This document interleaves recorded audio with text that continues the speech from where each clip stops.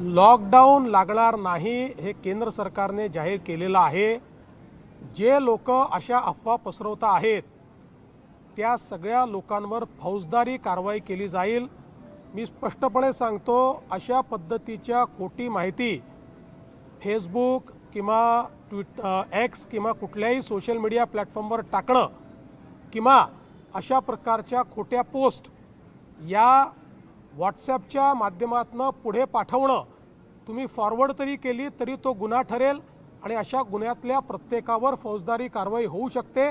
त्यामुळे मी सर्वांना या ठिकाणी स्पष्टपणे सांगतोय की खोट्या अफवा पसरवू नका, नाहीतर फौजदारी कारवाईला सामोरं जावं लागेल। संजय राऊत वेगवेगळ्या विधानाने कायम भांडणं लावत असतात, पण संजय राऊतांचीच आता त्यांच्या एका राज्यसभेच्या जागेवरून भांडणं झाल्याची माहिती समोर आहे। त्यांनी गटाच्याच खासदारांनी त्याला दुजोरा दिलेला आहे। असं आहे की आता त्यांचा पक्ष हा इतका छोटा झालेला आहे की तिथे काय चालतं याच्याकडे लक्ष देण्याकरता माझ्याकडे वेळ नाही।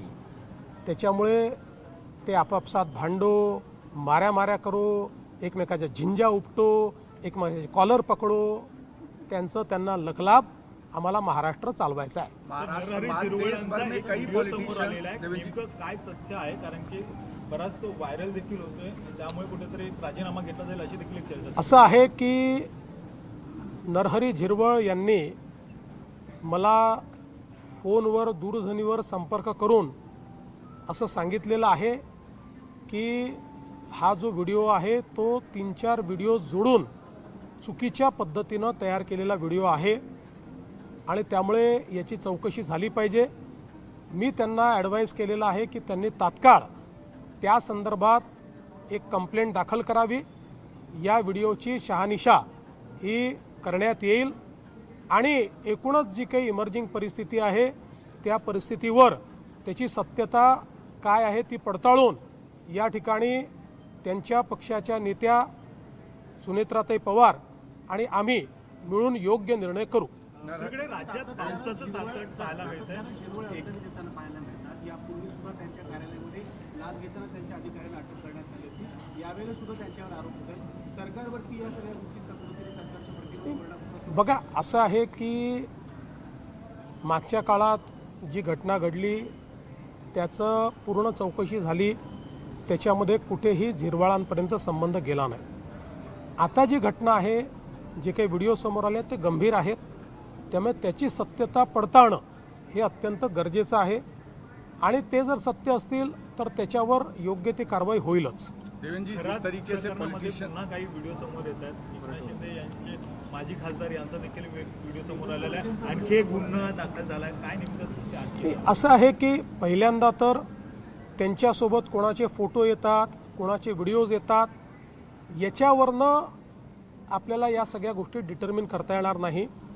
फोटो आणि व्हिडिओज आलेल्यांचा सहभाग आहे का हे महत्त्वाचं आहे आणि तो सहभाग कोणाचा असेल तर कारवाई होईल, नसेल तर केवळ फोटो या ठिकाणी एखाद्याचा निघाला, आता आम्ही सगळे इथे उभे आहोत, आमच्या मागे कोण उभं आहे आम्हाला माहिती नाही आणि त्याच्यासोबत फोटो निघाला, उद्या त्यांच्यातल्या कोणी काय केलं म्हणजे इथे कोणी करणार नाही, तरी देखील अशा प्रकारे आपल्याला दोषी नाही पकडता येणार।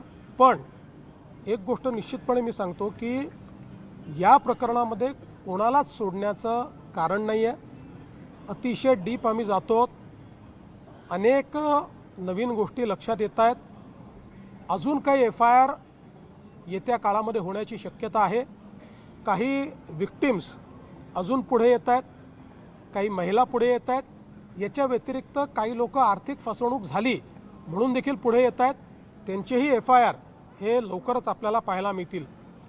पण या निमित्ताने एक अजून गोष्ट मी सांगतो की या प्रकरणामध्ये ज्या दुर्दैवी महिला विक्टिम आहेत त्यांचे व्हिडिओ हे काही लोकांनी सोशल मीडिया साईटवर अपलोड केले आहेत, ते आम्ही आता त्या ठिकाणी सोशल मीडिया साईटवरनं हटवले आहेत। पण ज्या लोकांनी अशा प्रकारचे व्हिडिओ सोशल मीडिया साईटवर अपलोड केले असतील त्यांच्यावर फौजदारी कारवाई केली जाईल. सर, राज्यात पावसाचं संकट आहे. ज्या महिला राज्यात व्यक्ती पावसाचं संकट त्यांना आहे. काही संरक्षण दिलं जाणार आहे. अनेक महिला व्यक्ती पूर्ण संरक्षण दिलेलं आहे.